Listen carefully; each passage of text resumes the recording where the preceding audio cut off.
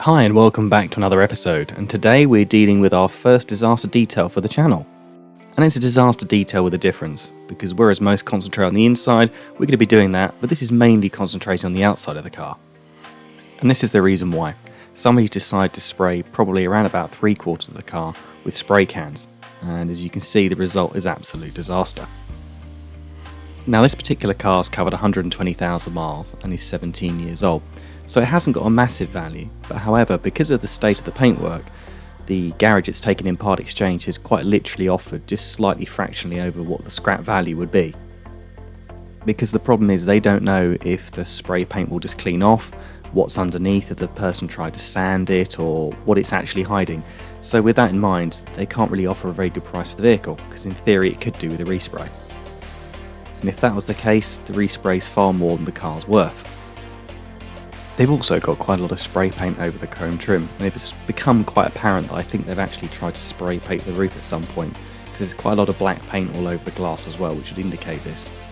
The roof's pretty tired and it's full of green and algae and mould, so we'll try and clean that off. It's never going to be perfect, but I'm sure we can improve it.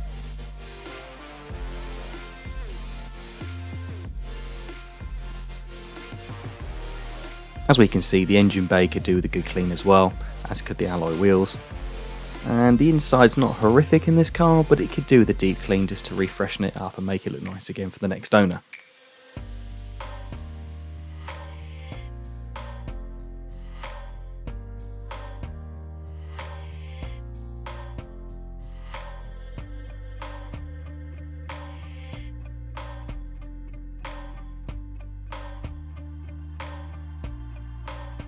So I'm going to be tackling the engine bay first, then the petrol flap and then the outside of the vehicle.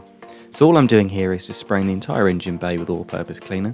I've put a damp microfiber cloth just over the alternator, just so when I wash it, no water's getting into that electrical component, and it's just going to keep it safe. So if you're new to the channel, I only deal with vehicles that have come directly from the motor trade or from auction houses, so there's a wide variety of vehicles and endless content, and they're usually pretty filthy, to be honest. So as you can see, the all-purpose cleaner and the brush has really done all the hard work at loosening off all the dirt. And the jet wash here is just literally just to wash all that away, flush it off, rinse it, so it looks nice and smart, ready for a dressing.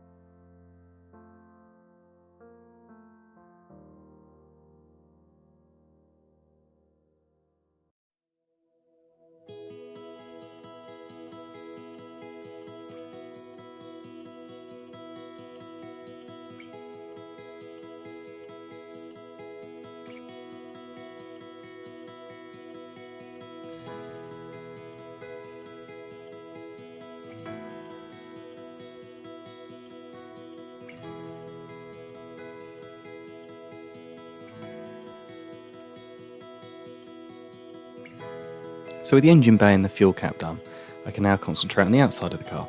So as we can see here, I'm covering an APC, and then what I'm going to be doing is agitating all the small areas like door handles, around the light clusters, etc. with a small brush just to loosen any stubborn dirt off.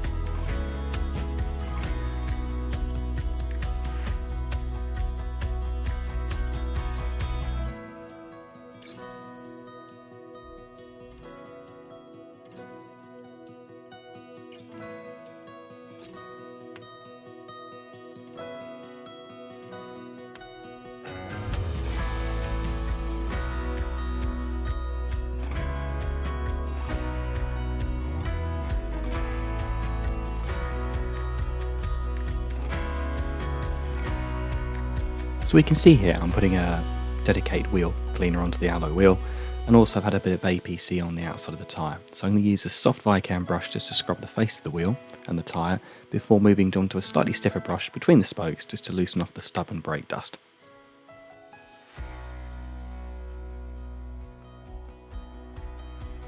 Once this is done, I'm going to swap to an EZ wheel cleaning brush, and this is ideal for getting in between the spokes and the back of the wheel just to loosen off any stubborn grime from around the back.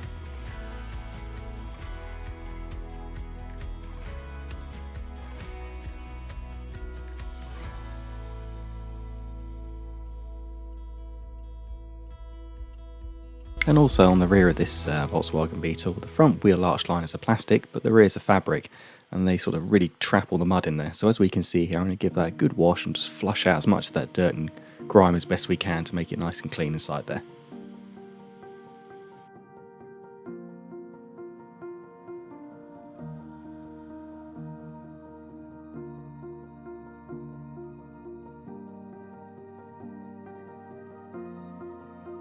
So the roof's already had one coat of APC, and that's sat in there for a while and eaten into the dirt.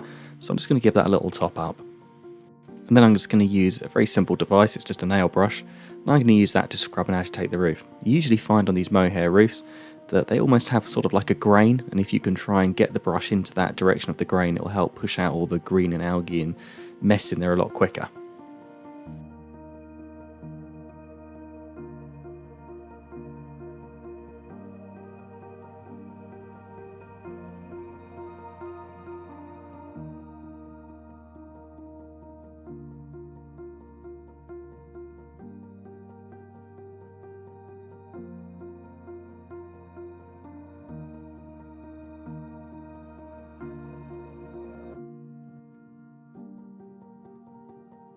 So it's important to understand when washing one of these roofs with a jet wash that you really need the pressure down quite low, and you want it on quite a wide fan so that you don't inflict any damage to the roof. Especially on this roof as well, because it was already quite worn out and I didn't want to cause any damage. So just kept it on quite a wide arc as we can see here, and it's just being used to literally flush the APC out of the roof.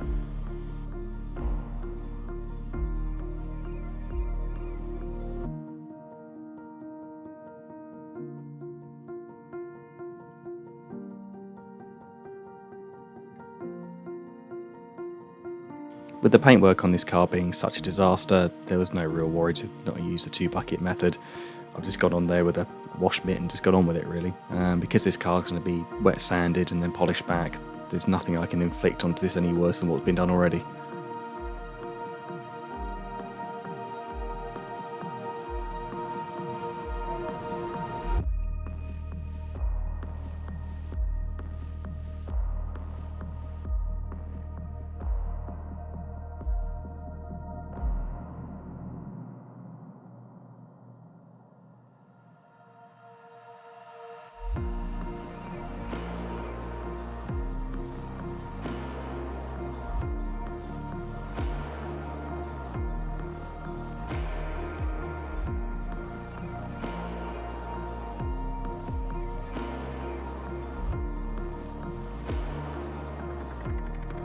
So back at the workshop and inside we can start on with the vacuum cleanering. I'm using a Henry vacuum cleaner, the one with the smiley face, and it's just a case of using little brushes and such just to sort of get around the carpet as best we can and get that mess out. I'll also be giving this a shampoo afterwards as well.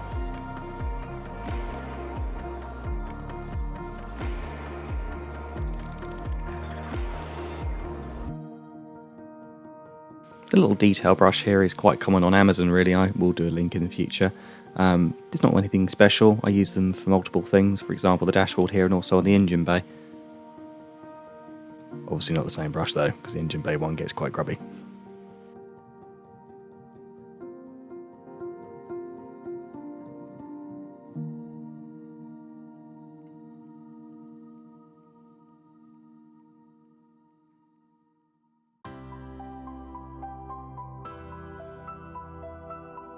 So with the inside hoovered, I can start looking to clean all the plastics.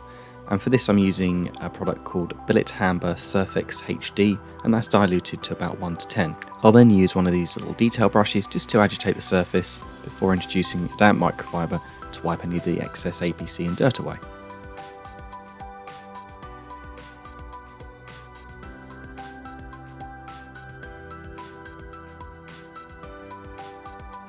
We can see the introduction here of an airline. This is going to do two things. It's going to help dry the plastic so I can inspect it. It's also getting quite good at getting into all the little crevices and blowing any mess out. I've also noticed here there's a little bit of stubborn dirt, so I'm going to switch to something called a magic eraser.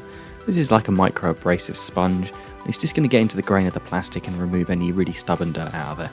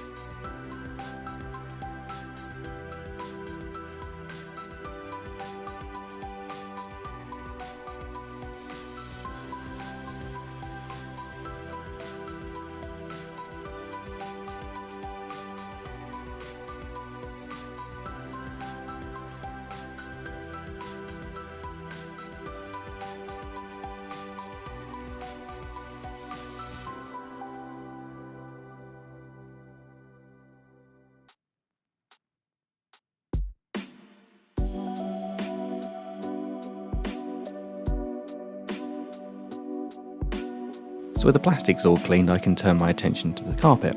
So I'm going to be using the same all-purpose cleaner Surfex HD, and I'm going to agitate this with a drill brush. It's really good. It's going to get into all the fibres and loosen up the dirt before getting the extractor in there.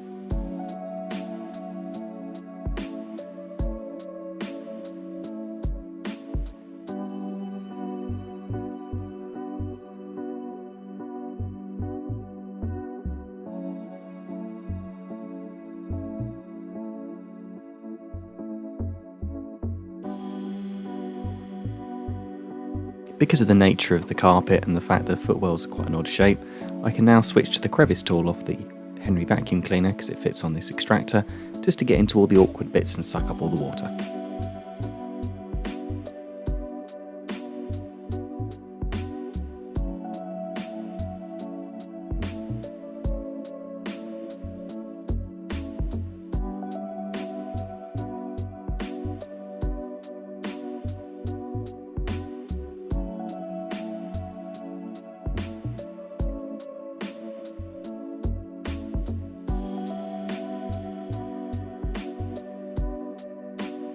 And magically after that's done, the interior plastics and seats have all dried, so I can now use a dressing.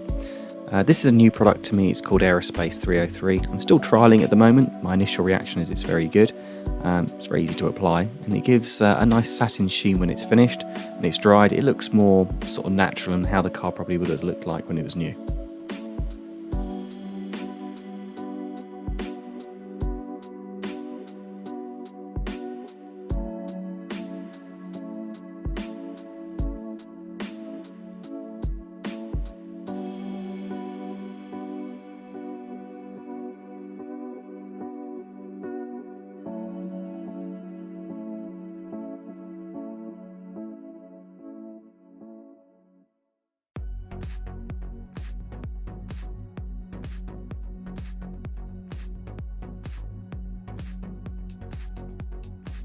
I also noticed at the same time that these black trims which are body coloured on the inside of the car were quite weathered.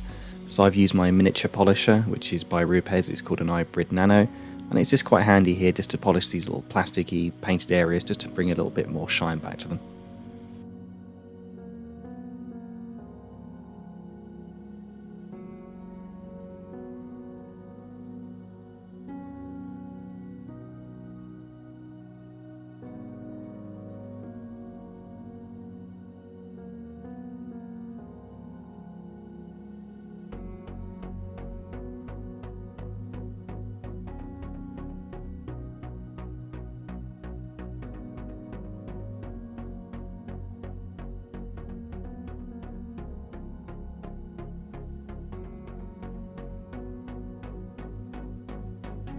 And now for the hard part, the outside of the car.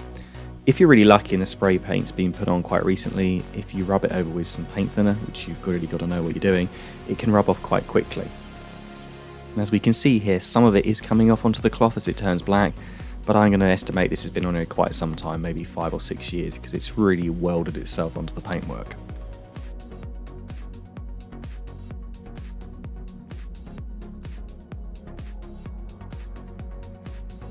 As we can see here, as I'm going to point to it, it's improved it very slightly, probably around about 10 to 15%, but this is quite cloudy and really stuck on here. So unfortunately, which is what I didn't want to do, I've got to wet sand it off. So I'm using here dedicated sanding block with 2000 grit sandpaper and a bit of lubricant so it goes across the surface, so it's like wet and dry paper. So once this small section's been sanded, I'm then going to use a clay bar to take any rest of the contaminant off the top of the paintwork, making it ready for me to machine polish it. Again, this clay bar and lube system's new to me, so I'm trialling it before recommending it, but so far I'm pretty impressed. I've used it on about 3 or 4 cars, and it offered good value for money, I felt, and was pretty good at doing what it did as well.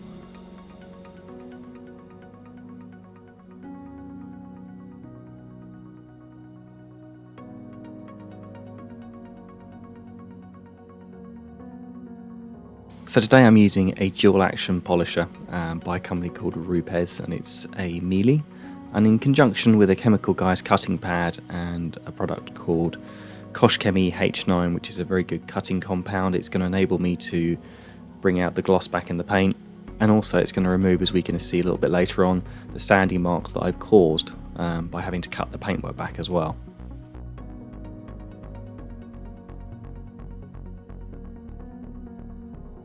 Also, because of the unique design of the Beetle, I've had to open the bonnet, as we see here, to get to this tiny little section of the A-pillar, and also the bonnet covers up part of the front wing edge as well, so I needed to reopen the bonnet just to sort of get in there and polish that section out.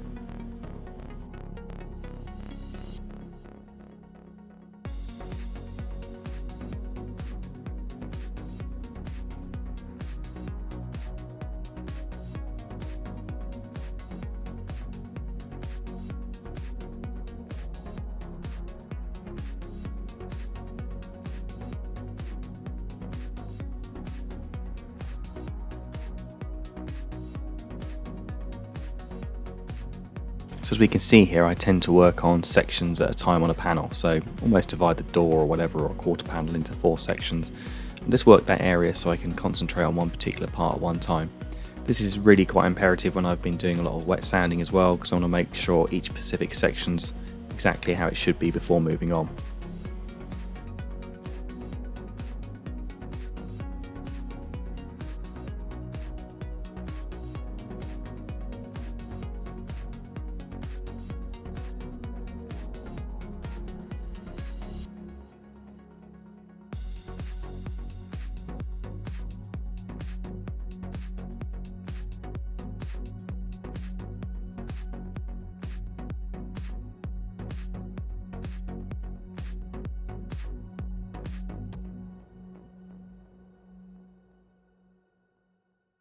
So as we can see, this rear wheel arch is currently completely matte from where it's been flat and polished with the sanding paper. Ironically, the previous owner had just painted over some scratches that would have probably buffed out straight away with one of these polishers. But as we watch here in sped up footage, we can see how effective one of these polishers is. It can remove 2000 or 1500 grit sanding marks very, very quickly, and it's going to restore a really nice gloss to this rear wheel arch very, very quickly. Having said that, I say quickly, I did this car over 3 days if anybody's interested. First day was washing it and doing all the inside of it and filming it, and the last 2 days was obviously wet sanding and machine polishing it. It took a really long time, especially the rear quarter panel and the driver's door. They were really, really bad.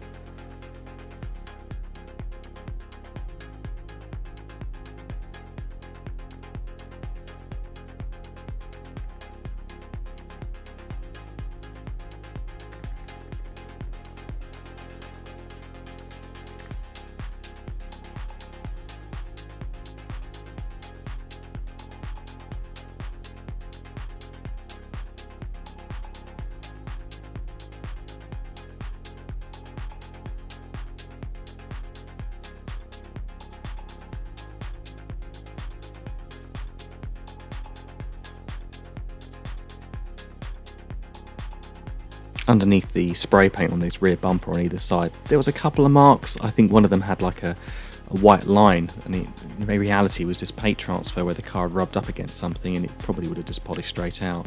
But instead the previous owner thought it was best to just keep spraying and spraying as much as they can. I'm gonna guess maybe they got through 5 or 6 cans of spray paint on this car, maybe more.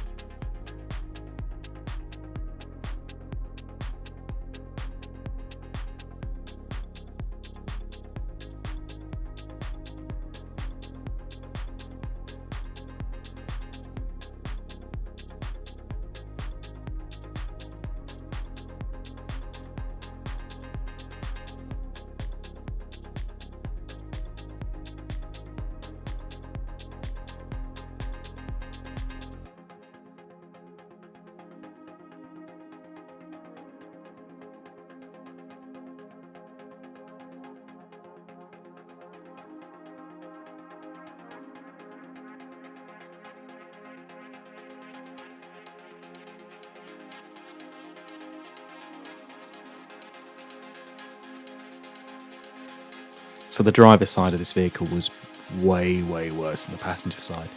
I don't know if they just got really enthusiastic, or they thought they were Picasso or Van Gogh and just wanted to keep on using the spray cans and got excited.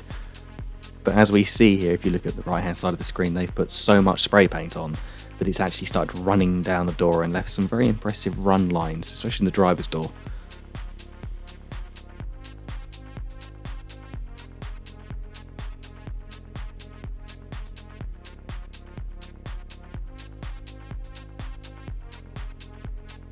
What is quite interesting is if you look carefully, this wheel arch has gone from completely matte and covered in horrible spray paint to being cut back with the polisher and the compound.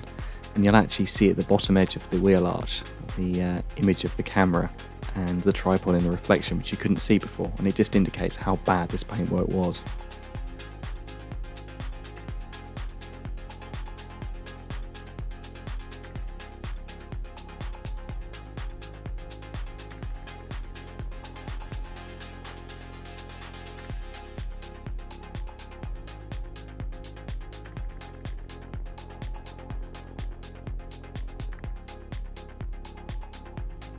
So after my arms ached pretty badly after day 2, I'd left the worst to last, being the driver's door and the rear quarter panel, because you could tell this had really been sprayed on quite thick. Especially on the driver's door, it was just absolutely covered in runs. It was horrible.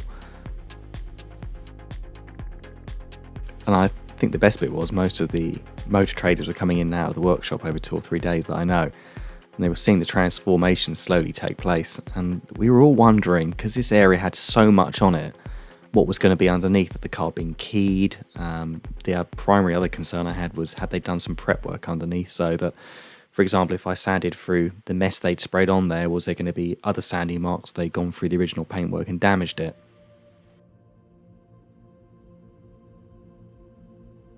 It's a painstakingly slow process because you're in the devil and deep blue sea. You'd love to use some sanding paper that's a bit more aggressive perhaps and could get through it quicker, but you're petrified that you're going to damage the paintwork underneath if it is in good condition that you're trying to save.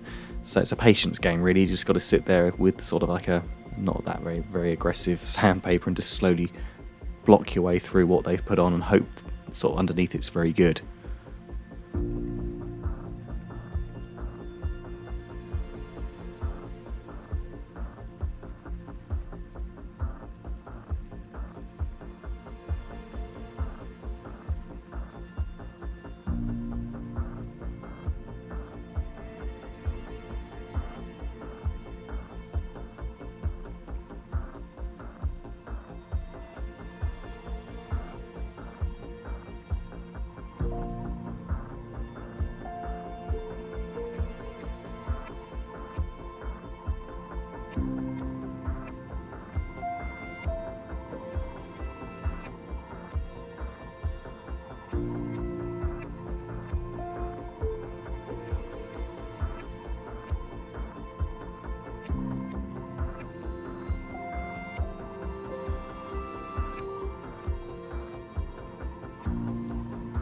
So with the whole car sanded and polished bar the driver's door, I thought this was a really good opportunity to take it outside to show visually what we'd achieved. And as we can see here, the difference is like night and day. It's such an improvement.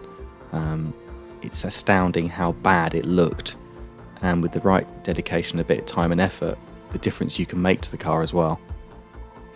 The bit that makes me laugh though is you got to wonder what was going through their head when they had the spray cans in the hand. Oh yeah, this is improving it. This looks so much better than the original paintwork. Did they squint? Were they wearing shades whilst they were doing this? I mean, it just looks awful.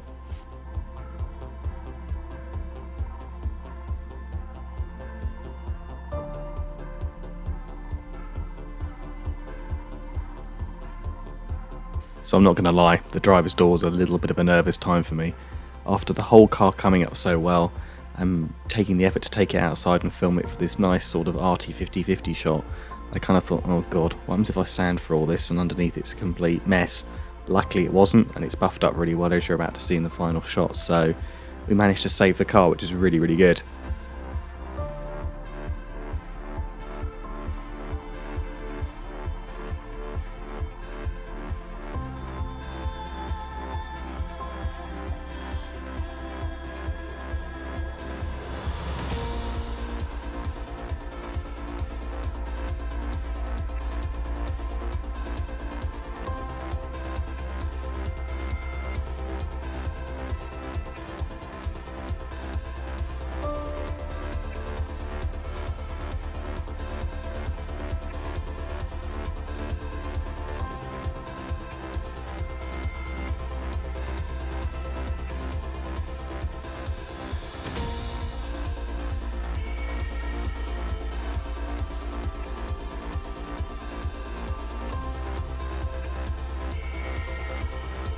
So with the sanding and buffing done, I can finally do something else which is quite nice. So here I'm just going to use a little bit of silver paint just to touch up the curbing on the alloy wheels, just to improve it and take your eye off it.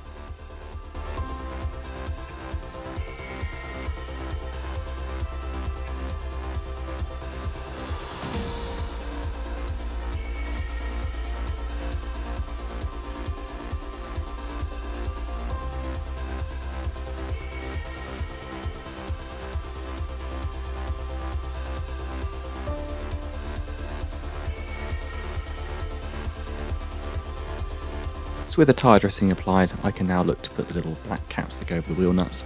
I've reconditioned some of these. I'll show that in a little card at the top in a previous video I did. It's a little aesthetic thing, it just tidies the car up and makes it look complete.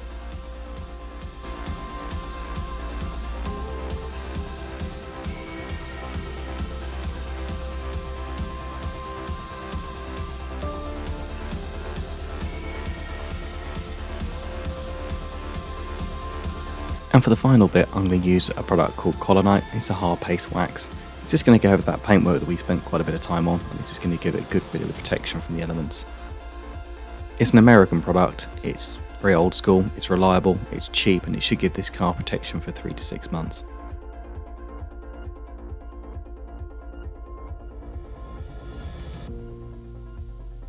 And as we can see, this is somewhat neater and tidier than using endless amounts of spray cans all over the bodywork to try and hide a slight scuff on a bumper.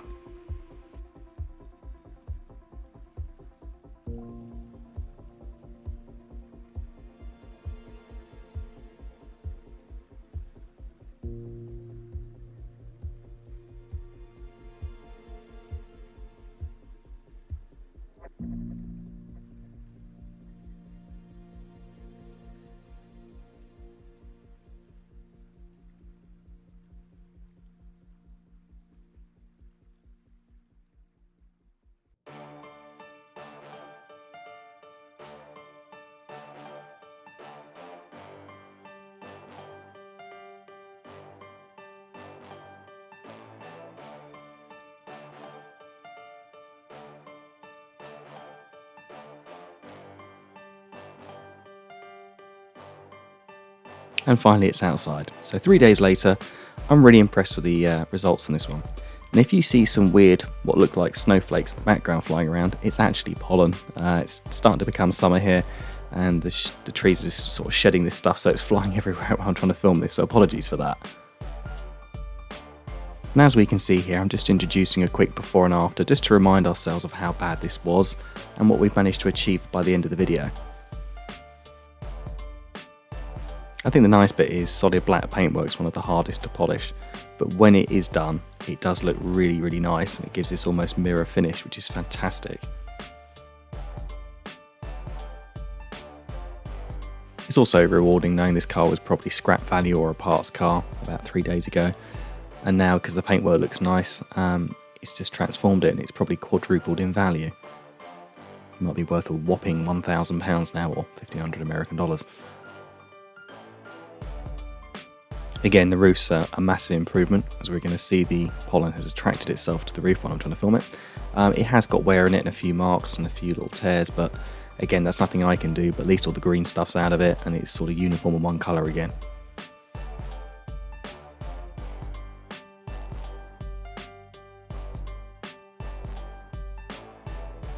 So the passenger door's got quite a lot of battle damage on it, as we would call it. As we can see, it's got dents and dinks and donks on here. But the nice part about it is once a paintless dent removal person's gone around there and knocked those out, it'll look pretty good again. They won't get it 100%, but I'm sure they'll give it probably around about 90-95%. And even this rear wheel arch, which was covered in scratches and spray paint's come up pretty well.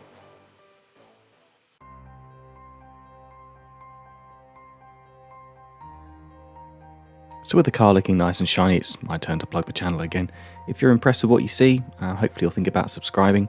I've also got a number of cars coming up very shortly. I've got a black Passat that's in really bad state. I've got Ford Focus and a number of other vehicles as well. So it's well worth a sub because there's plenty of content coming very shortly.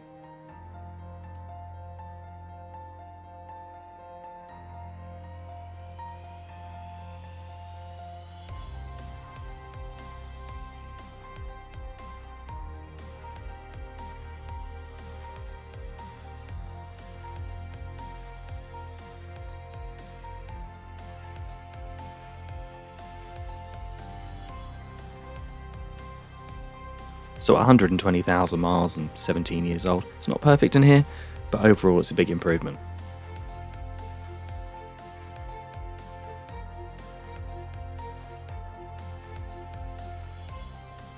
Once again, thanks for watching. I'll put some end cards there so you can see some other content if you want to watch some more stuff, and I look forward to seeing you in the next episode, which is usually about a week from now. Thanks a lot, see you soon, bye.